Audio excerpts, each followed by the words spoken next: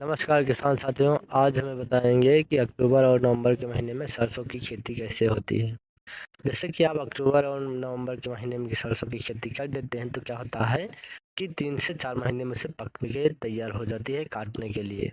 चलिए, जैसे कि आप सरसों की खेती करते हैं, अगेती खेती करते हैं, तो हम बात करते हैं कि खेत की जुताई के बारे में। जैसे कि खेत को आपके खेत में अगर घास खरपतवार होता है तो सर तो पहले रोटावेटर से जुताई करते हैं। रोटावेटर से जुताई करने के बाद जैसे गोबर की जो खाद होती है, गोबर की खाद डालते हैं। गोबर की खाद डालने के बाद से भराव करते हैं, जो पानी का भराव करते हैं। जब पानी का भराव करने के बाद से क्या होता है कि हम बात करते हैं कि बीज के बारे में। जैसे कि आप अगर 1 बीघे में बोते हैं, 1 बीघे में क्या होता है कि 700 या 800 ग्राम का बीज लगता है।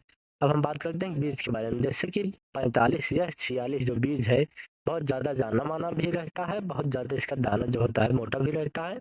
आप इसे मार्केट में अगर खरीदते हैं तो क्या होता है कि 900 का 950 का मिल जाएगा, एक एक किलो।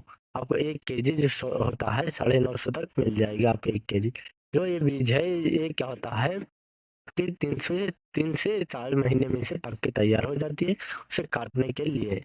अब हम बात करते हैं जैसे कि आप बुआई करने के पहले इसे क्या होता है, बुआई करने के पहले कि खेत को अच्छे से तैयार कर लें। उसमें क्या होता है कि कौन कौन सी खाद डाली जाती है।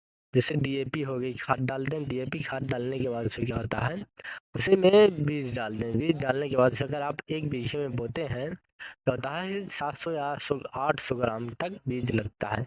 अगर आप सरसों की क्या होता है कि बुआई करते हैं, बुआई करने के बाद से देखभाल करने के बाद से जब पक के तैयार हो जाए, जैसे कि 3 या 4 महीने में आपको पक के तैयार हो जाती है। अगर आप इस बीज को चुनाव करते हैं तो बहुत ज़्यादा आप रिकॉर्ड तौर उत्पादन ले सकते हैं।